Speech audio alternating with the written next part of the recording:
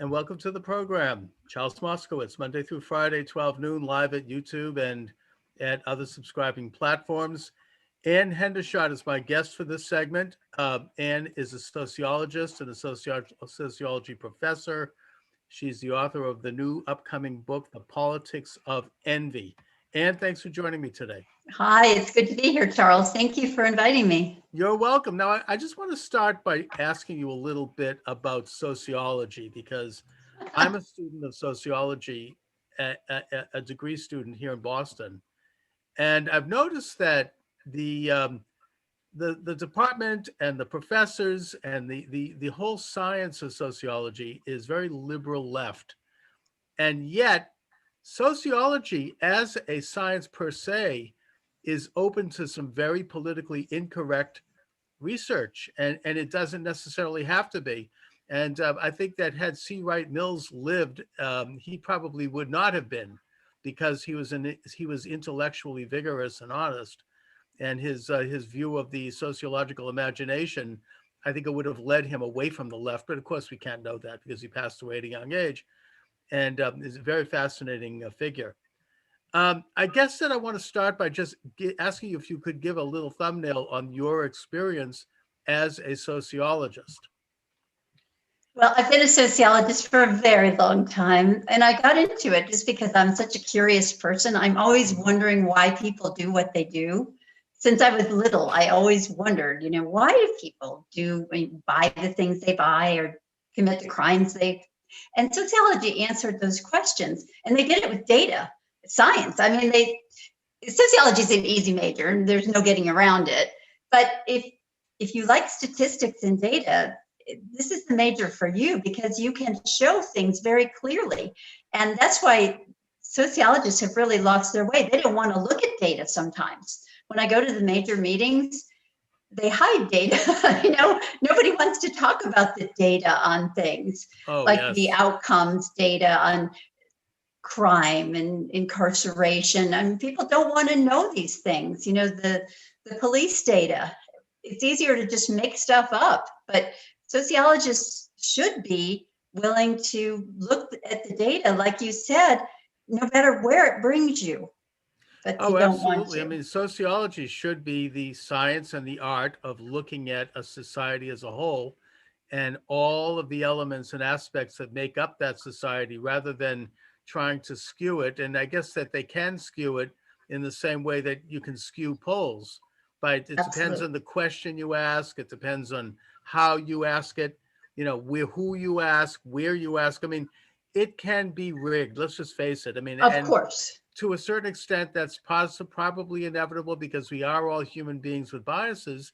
But it's the responsibility of the honest sociologist to try to avoid that and try to steer things in the direction of factual accumulation of evidence and a presentation of what's actually going on. Right.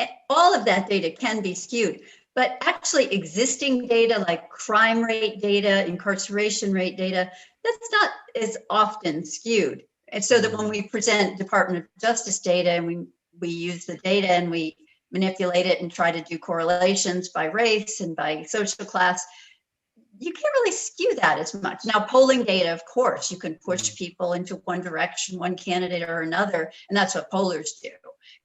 Polling data can always be manipulated. And also there are certain situations where the government will not release certain data because it's not appropriate. I'll just mention one example, and that is the FBI has kept statistics going all the way back to the numbers of crimes that have been committed by undocumented aliens, and that information will not be released. And there have been organizations that have tried to get Freedom of Information Act to release it, and they still will not get it. So, as to paraphrase the movie A Few Good Men, I want the truth and I can handle it. You can't handle the truth. So I think you can handle the truth. That's right. And we'll all make up our own judgment, because I trust people's ability to do so. Now, your book, The Politics of Envy, you take a look at the Black Lives Matter movement, and you claim that it goes beyond social justice. and talk about the philosophical basis of it, which is that it stokes envy in society. But I want to play a little bit of a devil's advocate here, because when I mentioned that I was having you on this show, a very liberal member of my family went ballistic and said, "What about systemic racism? What about the fact that Black people earn less money than white people for the same job, and that you see Black professors are not, or men of color, women of color, not getting tenure at colleges, whereas white people do, and that these things are, and prisons, these things are examples of systemic racism." So, you know, ostensibly, the Black Lives Matter movement is trying to address that problem. And I think that statistically, that is a problem. What say you? I don't see it as systemic racism. I Mhm. think certainly racism exists. Nobody can deny that. But I don't see it as an overarching theme. And I don't see that as the Black Lives Matter real goal. I think the real goal of Black Lives Matter is a revolution Oh to yeah. completely change society. And Black Lives Matter is a sort of sideshow of that. No, I Um, agree with you. And I think that I've done some programs on this, and I've looked at the people behind Black Lives Matter. The founders of Black Lives Matter are open and self-avowed communists, and have said so publicly, and that they have been trained by this guy who was formerly in the Weather Underground, and there's money pouring in from George Soros. And, I mean, I think we can document the fact that this is a communist group that has a revolutionary agenda.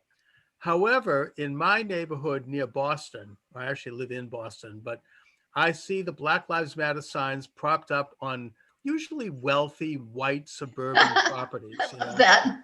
And I think that the Black Lives Matter movement itself is predominantly white. I mean, it's probably 95% white people and wealthy people and suburban people who don't live in the city. Um, and I think that they don't understand. I don't think that they're supporting Black Lives Matter because they know that it's a communist group. They don't know that because the media doesn't discuss it. They genuinely want to talk about systemic racism. They want to talk about the Well, they're good inequities. people. Yes. That's right. I mean, they are well-meaning, assumedly, not all, but enough of them. And they want to show a flag because they want to do something, at least, even if symbolic, to say that they are aware of the fact that there are inequities between the races in this country. So the Black Lives Matter, as bad as it is, and as we can talk about that, it does tap into a real problem. And I think that we need to maybe even form an organization, or at least speak out on behalf of this problem from a non-communist standpoint, from a freedom Right. standpoint, and how to address it. But yet the start of that is to acknowledge that it exists. And I think it does exist. I think you're right. You're absolutely right. We can't deny that there's racism. There is racism in society, but Black Lives Matter is not the answer. Right. Black Well, what Lives is Matter the is answer? part of the problem.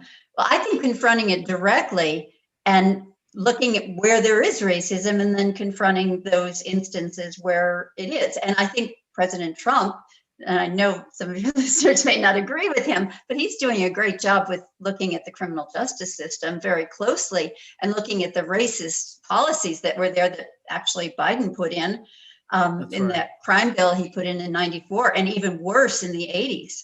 The over-incarceration is due Oh to yeah. mandatory sentencing that has punished Blacks disproportionately. Absolutely. You and I can completely agree, and most of your listeners, that Blacks have been disproportionately punished. The powder cocaine, the crack cocaine differential, that was outrageous. And nobody really did much about that until fairly recently. Nobody seemed to care. And the mandatory sentencing has been even worse in the confiscation, taking people's cars, houses. I mean, I guess I'm a bit of a libertarian about that. That infuriates me. And Biden was one of the worst Oh yeah. in terms Yeah. of promoting that kind of over incarceration of African Americans. Critical No, you're race right. theory isn't the answer either. Critical race theory, I'm especially disdainful of because I see that as completely envy driven. they're getting more than you are. Aren't you mad about that? And they've kept you down all these years. That's the message of critical race theory.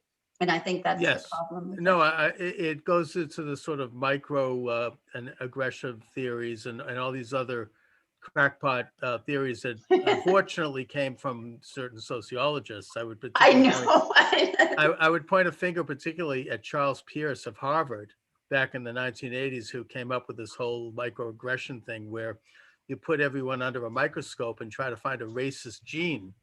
It's like, and I think in a way it's a reflection of how far we have come as a society. We no longer have, in a big way, outright open racism where people are like, you don't come and work here because we don't like black people. You don't have that now. I think No. we've gotten over that for the most part. I'm not saying it doesn't ever happen, but so now they take out the microscope and they look at, well, 1959, you were seen in a hotel room, a hotel lobby with David Duke, something.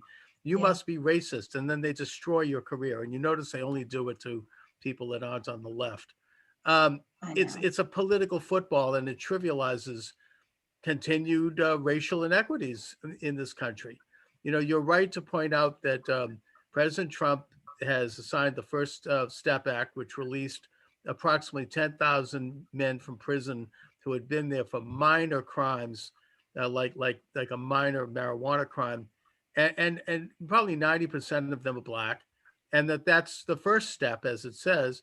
And also in education, he supports school choice so that a poor or a low income black kid in the inner city can get out of those rotten public schools where they're being indoctrinated and maybe get into a charter school or get into a private school, and that you can get a tax credit for financing that.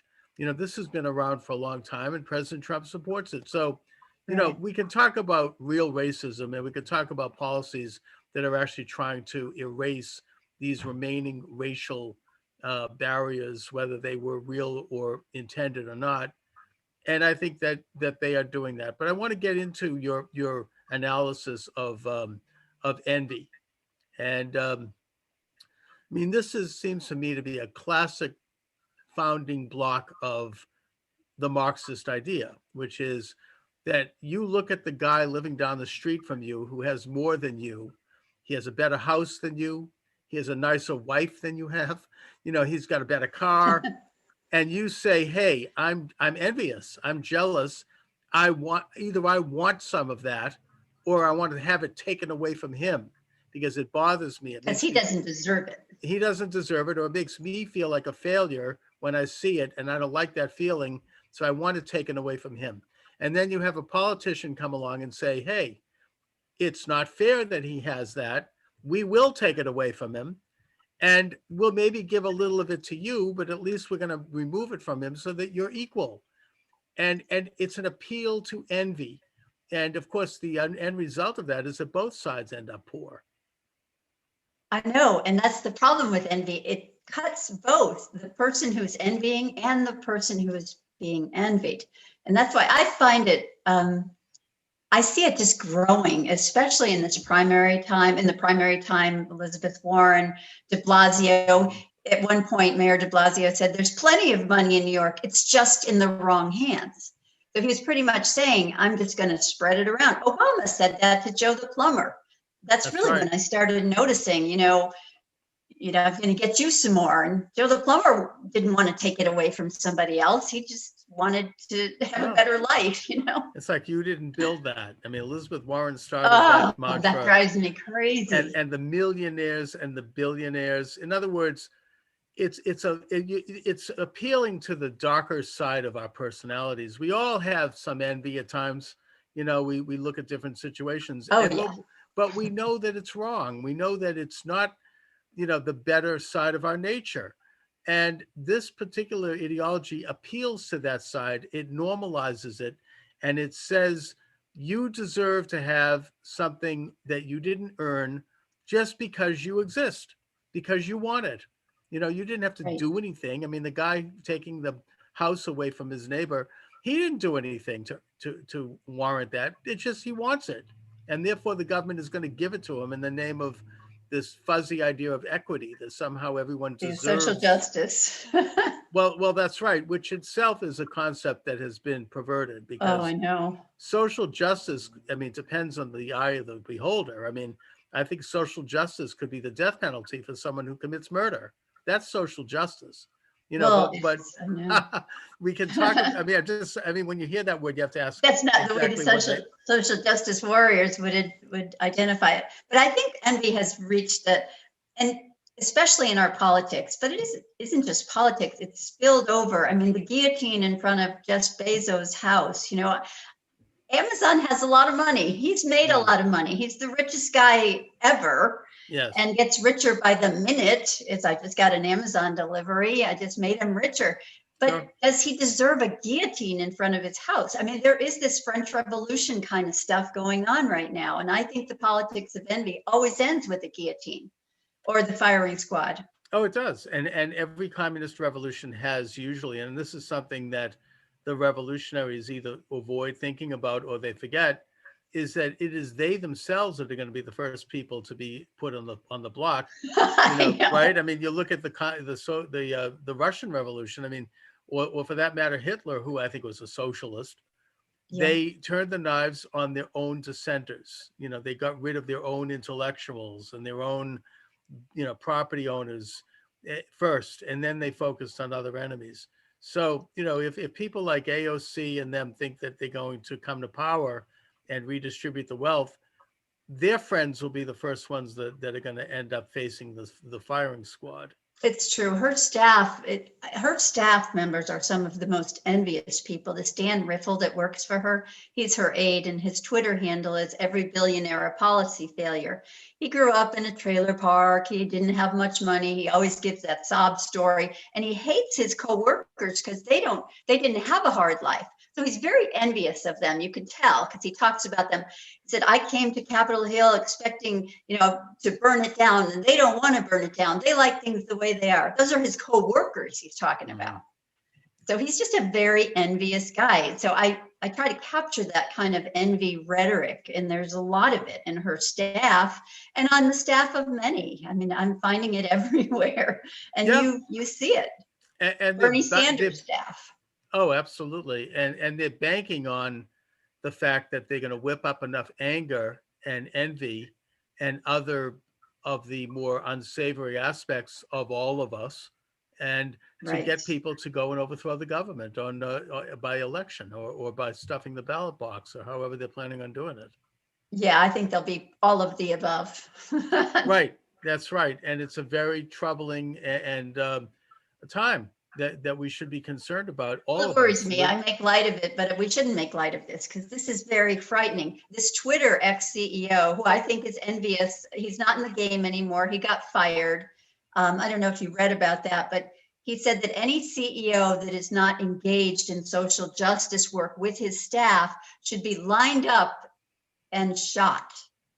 He just said that recently. Sounds like Fidel Castro, right? Well, yeah, and he said he would videotape it. He tweeted that, and Twitter allowed it to stay because he used to work for Twitter.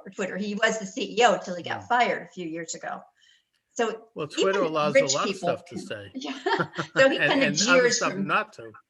Well, I know, but the rhetoric is really getting overheated and scares me a little bit. Oh, yeah. I mean, we should recall that Fidel Castro, when he came to power for the first year, there was a constant, continuous firing squad of people that disagreed with his regime. It's frightening. I think that there was about 15,000 people who were. Was it really that much? I didn't realize that. I mean, over a 2-year period. But, wow. That's what they're talking about. They have a very incoherent idea of what they want to do if they do get power. The whole communist adventure is very incoherent about that. I mean, Marx never really wrote about communism. He just wrote about getting there, how to achieve it through stages. But he said very little about the actual policy and what it was like. He just said that governments would wither away and that we would have, the one quote is, from each according to his ability to each according to his need. According to the need. And that was about it. So, they don't know where they're going with this. They want to tear down existing institutions, which they believe are false and were created as a part of a conspiracy by rich people to benefit rich people. And they think that somehow if they do that, some kind of a fuzzy, beautiful utopia is going to suddenly break out. History doesn't show it. No, it doesn't. And it always shows that the confiscation is always accompanied by violence, because that's really the only way you can get what you want from people is you have to take it violently, usually. I mean, I'm not going to give up my house easily. No. And I don't have a gun or anything, but I know, absolutely not. But you're going to have a hard time taking it. If you'll notice, right now in this country, gun sales are up by I know. hundreds of thousands across the country. So now you live in Boston, I live in Connecticut. We don't usually have guns in these places. No. Although, you know something, Connecticut's a big gun state. And so I know that. I had no idea. Vermont.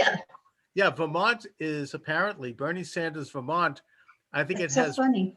Per capita the highest numbers of private owners of guns to the population. So, that's not even a liberal conservative issue. I mean, when it comes down to it. No, it really isn't. Right. No. So, but I see envy everywhere. And, politics is downstream. You're a sociologist, downstream from culture.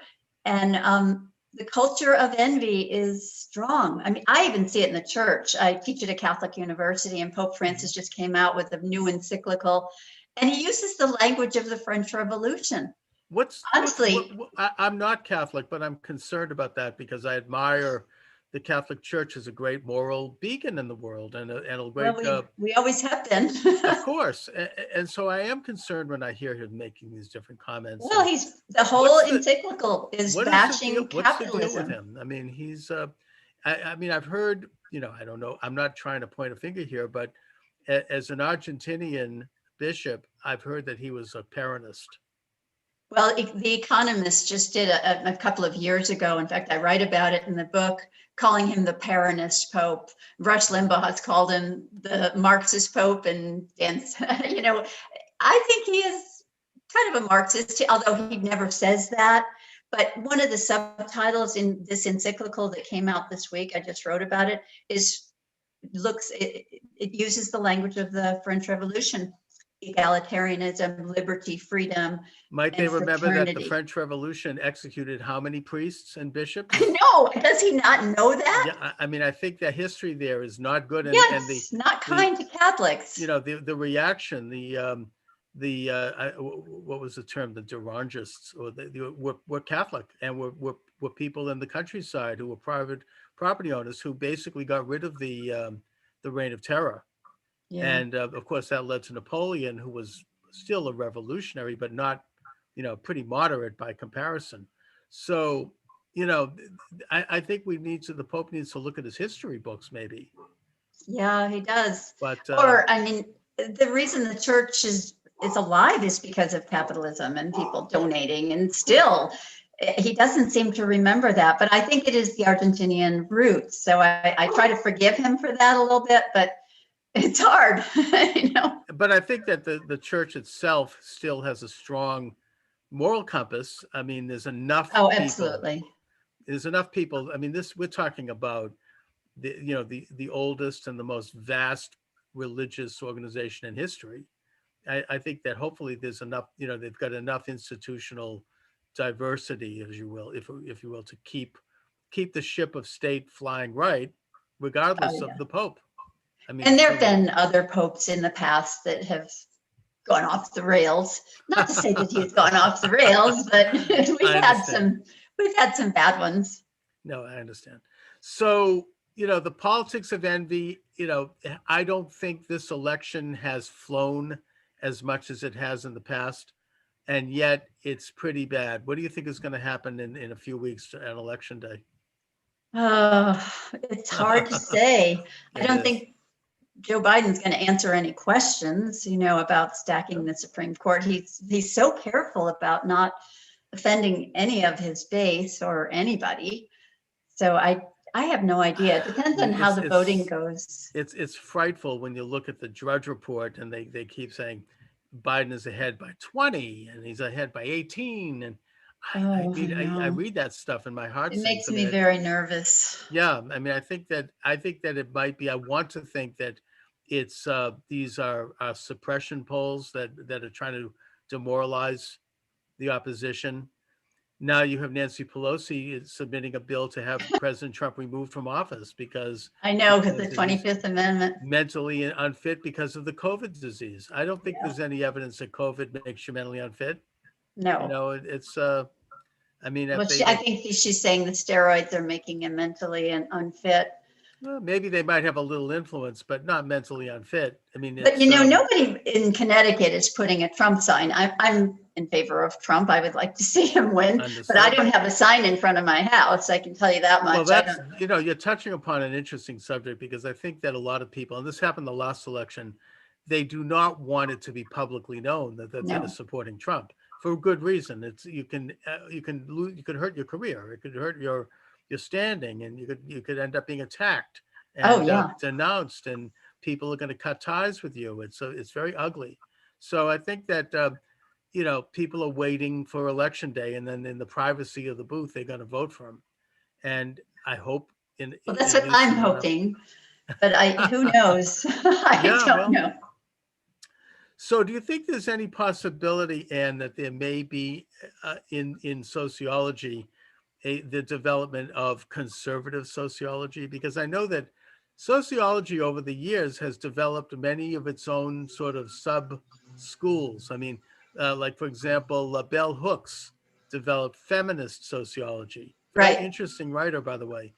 Um, and she did it based upon her personal experience growing up as a woman. And I think that she brought some things to the table. Maybe certainly there was the aspect of envy that does play a role. But I'm wondering, is there the possibility of developing conservative sociology? I mean, you could be a leader in that. I'll join you.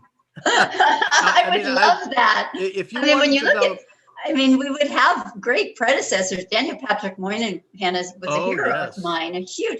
I wrote a book called The Politics of Deviance, and I started with his defining deviancy down statement. He was one of the best, he and was, and he was a sociologist, and a of sociologist, course a Democrat. he was, and a liberal basically, and he Oh was yeah, Undersecretary of Labor in the Johnson administration, where he wrote right, that report that discouraged the nationalization of welfare because he said it would damage the Black family in particular and all families. And he was right.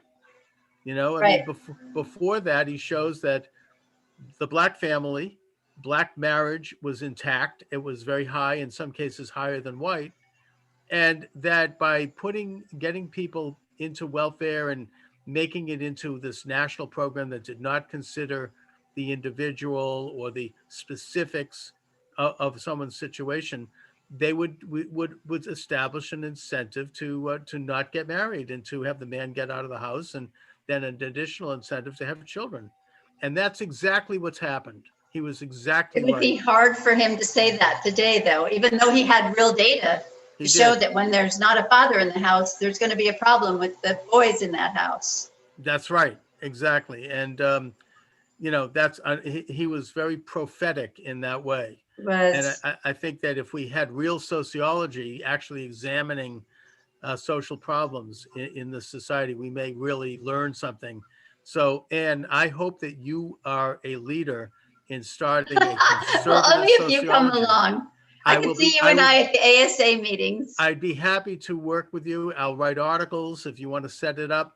I'll do That would be so research, wonderful. and we could. I'm sure there are some other people that are going to Oh, come there out of are. the closet. There are. Because I have students come to me who want to go to grad school and they're conservative and they're afraid. And I sort of steer them to grad school where there might be one or two. There Well, are a few. we can start a movement. We can do a. I It would could be love that. we could do a counter revolution. So let's just talk a little bit more about your book. It's out as of today. I think you just released it, and you get into the very specific and insidious and corrosive um, elements of the politics of envy. You talk about Black Lives Matter as a template for promoting this kind of politics, and I think you contrast that with politics that might actually contribute toward Black people achieving and overcoming uh, racism, assuming that it is that pervasive. And by the way, if it is that pervasive, that's all the more reason why you would want to advance policies and ideas and philosophy that would help people come out of it. And rather than focus on hating white people and hating America and looking at the past and emphasizing the most negative, you want to empower people to achieve on their own and to overcome that. And look, I'm Jewish, and I could tell you that my grandparents didn't let anti-Semitism stand in the way when they came to this country. I mean, my father, for example, when he was a young man, my late father, he wanted to have a boat, and he wanted to join a yacht club, and as we could keep the boat. And in Boston, there was the yacht club he wanted to join was anti-Semitic, no Jews allowed. And this was true in a lot of the yacht clubs. So what happened is that he got together with other Jewish and non-Jewish boat owners, and they formed their own yacht club. And it turned out to be a very good, one of the best yacht clubs in Boston. And eventually the anti-Semitic yacht clubs let their guard down, and they allowed, reciprocal relations so that they could, stop at each other's docks. So I'm saying that rather than sit around and complain about, the anti-Semitism, Yeah. find a way to advance yourself and to get your goals done. And when you do that and you do it in good faith, then it breaks down those kinds of barriers. But Right. You're absolutely right. And that's just a personal and yeah, instead of whining about, they don't let us in, you empower yourself and empower others, mobilize. Yeah, that is the best way to do it. I try to look at envy historically too. Mm-hmm. I think there was a lot of envy in Nazi Germany against the Jews who were very successful. Right. Hitler really resented and envied their strong families, their strong attachments, and their success. Yes, and that was people don't realize that. Oh no, absolutely. I mean, the Jews were particularly big in Germany in the retail business. There's a lot of big stores, and I think that the Nazis exploited that kind of envy as a way to consolidate their power. And I'm not saying, I don't want to sound like I'm being hyperbolic here, but if you take a look at some of the speeches of somebody like, for example, Elizabeth Warren, when she talks about corporate greed and she talks about the millionaires and the billionaires, and if you take those words and you replace the word with Jew, that could have come out of the mouth of Hitler. In other words, look at these people, they're successful. Somehow their success is as a result of having ripped you off. They are responsible for your misery. It's a vicious conspiracy theory and a lie that, if anything, their success has empowered you. We could take a look and made your life better. Yeah, look at, for example, Bill Gates and the late Steve Jobs. They harnessed the power of the internet, and they had the vision to do that at a time when it was not well known. And they had the skills as businessmen to bring together skilled people to create this incredible thing that changed the way we do business. And in the process, they made themselves extremely rich, and they made many other people extremely rich, but they also created hundreds of thousands of new jobs and new opportunities. They gave us the ability to do this right now. To do what we're doing now, and people should thank them. We should thank them, and we should also realize that some guy working in a warehouse or somebody working as a clerk in an Apple store, everyone has more opportunity as a result, and they actually created wealth where there was none before. These things are good. Wealth is good. Celebrate them. I know. I know. I sound like that movie where he says greed is good. I'm not Gordon saying Gekko. Yeah, you're very Gordon Gekko here. Well, yeah, but I'm not. True. And I'm not saying greed is good. I'm saying no, wealth it's not. is good. Success is good, and that it tends to have a concentric effect in that it improves the lives of everyone. It does. It's they point to like examples of corporate corruption. Well, fine, that's true. But, but instead of doing that, which is the specific situations that can be addressed, they want to blanketly accuse the entire enterprise of private business and of corporations, most of whom are good. Yes, you have some bad players. You go after those bad players. I suppose you could put that same claim on racism in a way. Most people are not racist, Uh-huh. but you have a few who are, and that, or a few institutions that are, and those specific institutions can be addressed for their specific actions rather than condemning an entire society. Absolutely. No, you make such a good point. And that's why the guillotine in front of Jeff Bezos, the person who erected that guillotine was a former employee, disgruntled, angry, envious. Yeah. We don't empower those people, No, get some therapy instead, you don't basically say they're virtuous and then Yeah, take a look at their background and say, you see, they were underprivileged and it's your fault. right. So, but Anne, let my listeners and viewers know where they can get your excellent book and Well, information about. the publisher is the sophiainstitute.com or amazon.com. It's already there. In fact, I just got one in the mail from Amazon. Wonderful. Very So exciting. thank you. You're welcome. And I want to thank you very much for joining me this afternoon, Anne. Thank you so much. Anne Hendershot is the author of The Politics of Envy, available at Amazon and at your bookstore. Thanks a lot, Anne, and I'll talk to you soon. Thanks. It's great to meet you. Same here. Take care.